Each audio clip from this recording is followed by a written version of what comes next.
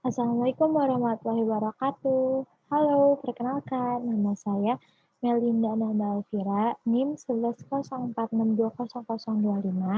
dari Pendidikan Masyarakat kelas A tahun 2020. Di sini saya ingin menyampaikan materi tentang realitas kemiskinan pada mata kuliah perubahan dan komunitas orang dewasa. Sebelum masuk pada realitas kemiskinan yang lebih jauh, saya ingin menjelaskan tentang pengertian dari kemiskinan terlebih dahulu.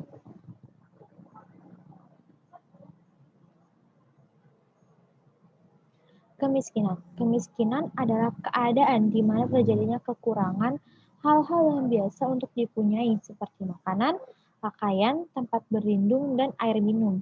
Hal-hal ini berhubungan erat dengan kualitas hidup. Kemiskinan kadang juga berarti tidak adanya akses terhadap pendidikan dan pekerjaan yang mampu mengatasi masalah kemiskinan dan mendapatkan kehormatan yang layak sebagai warga negara. Kemiskinan yang terjadi di Indonesia disebabkan karena ketidakmerataan pembangunan infrastruktur yang ada, terlebih khusus kemiskinan yang ada di ibu kota DKI Jakarta. Di balik kemajuan infrastruktur di DKI Jakarta, ternyata masih banyak masyarakat yang mengalami kemiskinan. Salah satunya adalah masyarakat yang sulit mendapatkan tempat tinggal yang layak. Di sebelah kiri ini terdapat visualisasi gambar kemiskinan di pinggiran ibu kota Jakarta. Jadi, pembangunan infrastruktur yang tidak merata menyebabkan kemiskinan di beberapa daerah-daerah pinggiran Jakarta. Salah satunya itu seperti ada di daerah Bukit Duri, Jakarta Selatan. Itu merupakan daerah pinggir Jakarta Selatan yang kawasannya masih padat penduduk, ketertinggalan pembangunan infrastruktur juga, dan masih menjadi sebagian kawasan yang tidak layak huni untuk dihuni. Selanjutnya, ada infografis kependudukan. Indonesia menduduki peringkat keempat di dunia sebagai negara terpadat di dunia setelah Cina di posisi pertama, lalu ada India di urutan kedua, dan Amerika di urutan ketiga. Di Indonesia terdapat 12 provinsi terpadat, salah satunya adalah DKI Jakarta, yaitu daerah terpadat dengan jumlah penduduk 10.374.200 jiwa. Indonesia sekarang tercatat menempati urutan ke-68 negara termiskin di dunia. Bila dibandingkan dengan negara tetangga seperti Singapura dan Malaysia, Indonesia cukup tertinggal jauh. Selanjutnya, macam-macam dari kemiskinan. Kemiskinan itu dibedakan menjadi tiga. Yang pertama itu kemiskinan relatif, yang kedua itu kemiskinan kultural, dan yang ketiga adalah kemiskinan absolut. Yang pertama ada kemiskinan relatif. Kemiskinan relatif adalah seseorang yang tergolong miskin relatif sebenarnya telah hidup di atas garis kemiskinan, namun masih berada di bawah kemampuan masyarakat sekitarnya. Yang kedua ada kemiskinan kultural. Kemiskinan kultural itu adalah yang berkaitan erat dengan sikap seseorang yang tidak mau merubah status sosialnya atau memperbaiki tingkat kehidupannya, sekalipun ada usaha dari pihak lain yang membantu untuk mendongkrak atau membantunya dalam memperbaiki tingkat kemiskinannya. Yang ketiga ada kemiskinan absolut. Kemiskinan absolut adalah sejumlah penduduk yang tidak mampu mendapatkan sumber daya yang cukup untuk memenuhi kebutuhan dasar mereka. Mereka hidup di bawah tingkat pendapatan real minimum tertentu atau di bawah garis kemiskinan internasional. Berikut ini ada realitas kemiskinan di Jakarta. Ketidakmerataan pembangunan infrastruktur antara pusat kota dengan pinggiran kota, terus ada hingar-bingar kemewahan masyarakat pusat kota atau tengah kota yang tidak bisa dirasakan oleh masyarakat yang tinggal di pinggiran kota Jakarta. Jadi, di tengah-tengah kota Jakarta itu terdapat gedung-gedung pencakar langit yang mewah dan perbaikan infrastruktur yang baik, tetapi di pinggiran kota Jakarta seperti masih tampak terlihat bahwa kampung-kampung kumuh atau kampung-kampung tidak layak huni atau daerah tidak layak huni yang masih dihuni oleh beberapa masyarakat di Jakarta karena keterbatasan lahan untuk membangun tempat tinggal yang layak seperti itu. Lalu selanjutnya, ada faktor penyebab kemiskinan. Faktor penyebab kemiskinan di Indonesia itu ada 5. Yang pertama itu terbatasnya lapangan pekerjaan.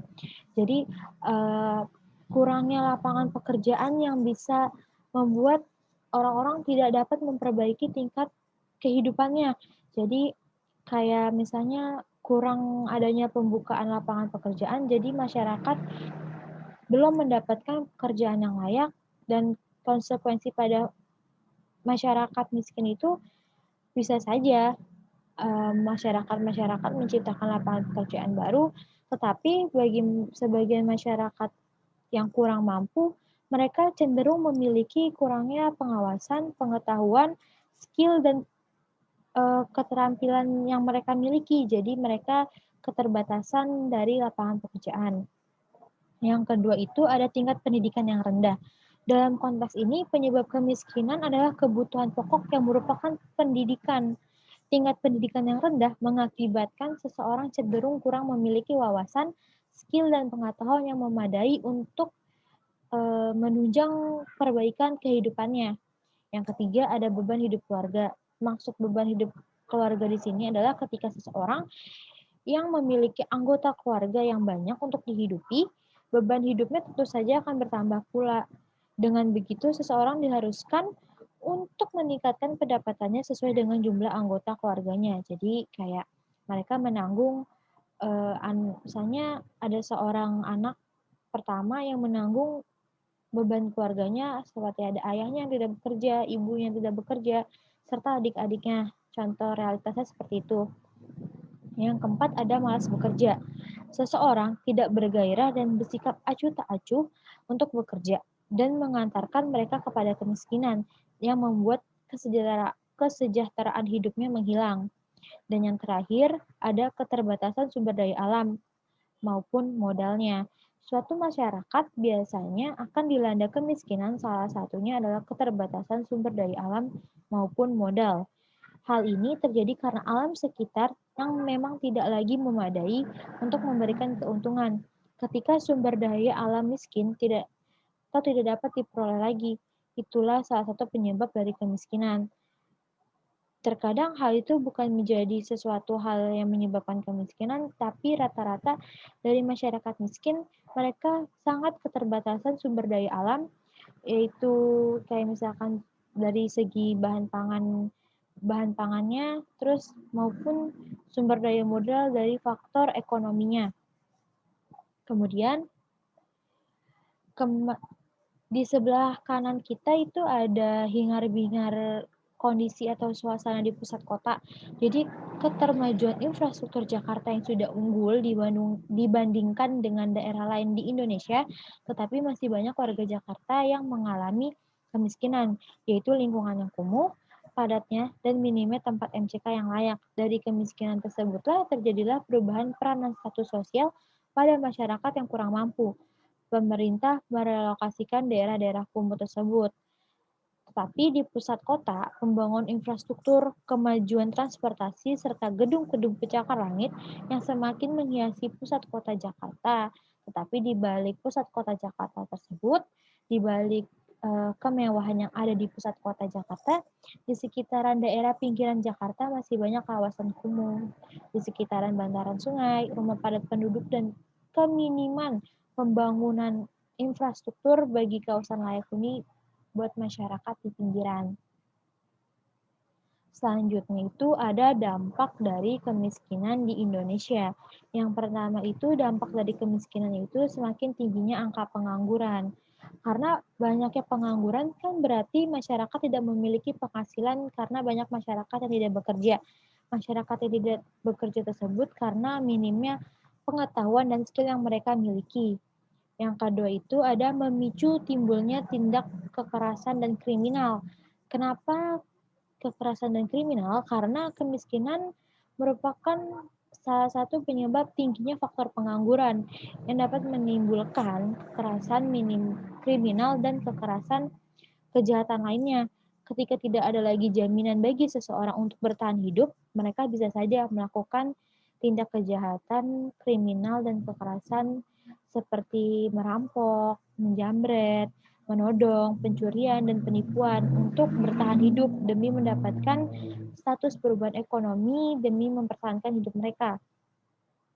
Yang ketiga, itu rendahnya pendidikan dan meningkatnya jumlah anak yang mengalami putus sekolah. Karena kurangnya pendidikan, banyaknya masyarakat-masyarakat yang tidak bisa menjalani pendidikan atau merasakan pendidikan pada bangku sekolah formal, itulah yang membuat rendahnya pendidikan dan meningkatnya jumlah anak yang putus sekolah. Terus yang keempat ada menurunnya tingkat kesehatan masyarakat. Karena rata-rata masyarakat tidak mampu, umumnya itu mudah terserang penyakit karena mereka tinggal di lingkungan yang kotor, lingkungan yang kumuh, dan sumber penyakit. Dan di sisi lain, mereka tidak mempunyai kecukupan materi untuk berobat di rumah sakit demi mengatasi masalah-masalah penyakitnya akibat dari lingkungan yang kotor tersebut. Yang kelima, terjadinya konflik SARA. Munculnya konflik SARA akibat ketidakpuasan atau kekecewaan atas kondisi mereka yang tidak mampu. Menjadi bukti lain kemiskinan di negara Indonesia, terlebih khusus di DKI Jakarta. Yang terakhir, terjadi ketimpangan sosial dan ketimpangan ekonomi. Ketimpangan yang terjadi adalah peranan status sosial antara kalangan masyarakat mampu dengan kalangan masyarakat yang tidak mampu. Masyarakat yang mampu seolah memiliki derajat yang tinggi dibandingkan oleh masyarakat yang tidak mampu. Padahal dalam status sosial itu mereka sama aja, sama-sama makhluk ciptaan Tuhan dan sama-sama masyarakat. Tapi dari ketimpangan ekonomi tersebut mereka membedakan suatu derajat masyarakat. Lalu berubahnya peranan status sosial yang jadi mereka saling membedakan antara masyarakat miskin dan dengan masyarakat yang mampu. Masyarakat miskin merasa terpojokkan karena mereka kurang mempunyai pendapatan yang cukup dibandingkan dengan masyarakat yang mampu. Seperti itu. Lanjut, ada masa pandemi COVID-19 dan kemiskinan Indonesia. Pada tahun 2020 dan sekarang, tahun 2021, masih terjadi suatu pandemi COVID-19. Masa pandemi seperti ini, total angka kemiskinan naik sebesar 1,1% pada bulan Maret tahun 2020, yaitu dari 3,42% pada September 2019, lalu menjadi total 4,53% kemiskinan dan ketimpangan tersebut terjadi karena disebabkan oleh tekanan ekonomi dampak dari pandemi COVID-19. Perekonomian Indonesia pada masa pandemi COVID-19 mengalami resesi atau kemerosotan pada tahun 2020. Peneliti Institute for Development of Economic and Financial atau INDEF, yaitu Nailul Huda, mengatakan sepanjang tahun ini, perekonomian Indonesia menunjukkan pelambatan yang signifikan. Hal itu terlihat dari pertumbuhan ekonomi yang melambat hingga di bawah 5% pada akhir tahun 2020. Pada awal Desember tahun 2020, Presiden Jokowi juga mengingatkan bahwa salah satu pekerjaan rumah yang harus segera diselesaikan adalah besarnya angka pengangguran akibat PHK selama masa pandemi COVID-19. Pada periode Agustus 2020, data Badan Pusat Statistik menyebutkan jumlah pengangguran meningkat 2,67 juta orang, sehingga total angkatan kerja di Indonesia yang tak memiliki pekerjaan berjumlah 9,70 juta orang. Selanjutnya ada upaya pemerintah dalam menangani kasus kemiskinan. Upaya-upaya pemerintah tersebut itu yang pertama ada memperluas lapangan pekerjaan. Di sini pemerintah itu membuka program-program lapangan pekerjaan, membangun program-program lapangan pekerjaan yang bisa untuk masyarakat-masyarakat melakukan suatu pekerjaan yang dapat meningkatkan kesejahteraan hidup mereka. Yang kedua, memberikan bantuan dana pendidikan secara gratis. Bantuan dana pendidikan secara gratis itu misalnya ada KIP, Kartu Indonesia Pintar, KJP atau Kartu Jakarta Pintar, seperti itu. Jadi mensubsidikan dana APBD negara untuk sebagian untuk pendidikan di Indonesia. Yang ketiga, memberikan fasilitas yang memadai dan subsidi gratis. Fasilitas yang memadai di sini itu di setiap wilayahnya pemberian fasilitas tersebut diwujudkan dengan melengkapi sejumlah sarana dan prasarana yang dinilai masih cukup keberadaannya. Setelah fasilitas terpenuhi, diharapkan masyarakat dapat hidup layak dan sejahtera. Yang keempat, melakukan inovasi dan kreasi. Salah satu terciptanya lapangan pekerjaan itu haruslah inovasi dan kreasi atau kreatif. Diharapkan pemerintah mampu melakukan penyuluhan kepada masyarakat akan pentingnya menjadi pribadi yang inovatif dan kreatif. Dan yang terakhir, membuka lapangan pekerjaan baru. Dalam usaha untuk mencegah kemiskinan, kita dapat berinisiatif untuk membuka usaha sendiri, seperti warung makan, restoran, tempat penginapan, dan lain sebagainya. Jika kita membuka usaha baru, maka akan membutuhkan sejumlah tenaga kerja sebagai penggerak jalannya suatu usaha kita. Dari situ kita bisa merekrut orang-orang yang sekiranya mampu untuk kita pekerjakan demi menaikkan harkat dan martabat kehidupan mereka. Di bawah ini ada contoh realitas dari pembagian subsidi gratis dan bantuan dana pendidikan secara gratis. Selanjutnya, solusi mengatasi permukiman kumuh di DKI Jakarta. Permukiman kumuh di DKI Jakarta itu salah satunya ada 3 macam solusi. Yang pertama itu ada rumah DP 0%. Rumah DP 0% merupakan program strategis dari pemerintah daerah DKI Jakarta untuk memfasilitasi warga DKI Jakarta dalam memenuhi kebutuhan tempat tinggal mereka yang layak huni, nyaman, dan terjangkau. Program ini merupakan program Gubernur Anies Baswedan dalam mengatasi kawasan tidak layak huni di Jakarta. Yang kedua ada Community Action Plan atau CAP. CAP merupakan langkah yang dapat dilakukan untuk mengembangkan kapasitas masyarakat di mana masyarakat dapat mengambil tindakan yang tepat untuk pembangunan mereka sendiri. CAP ini suatu proses yang bersifat ongoing. Dalam hal ini masyarakat tidak lagi menjadi subjek karena mereka akan beralih menjadi objek yang berkedudukan sebagai perencana aktif dan memiliki mikroprojek. Dan yang terakhir itu adalah rumah susun. Rumah susun berarti kan bangunan yang direncanakan dan digunakan sebagai tempat kediaman oleh beberapa keluarga, serta mempunyai tingkat minimum 2 lantai dengan beberapa unit hunian.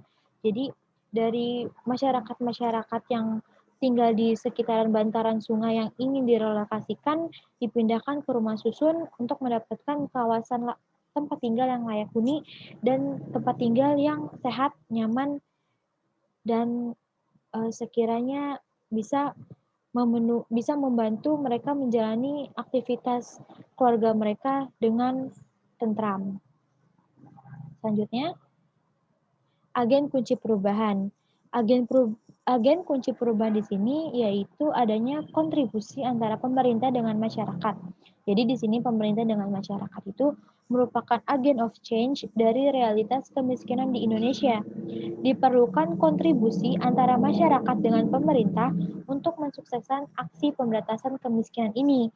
Agen kunci perubahan sosial ini memerlukan peran aktif antara pemerintah yang merancang, mengkontribusikan, dan merealisasikan program untuk mengatasi kemiskinan dengan masyarakat sebagai agen penerima perubahan tersebut.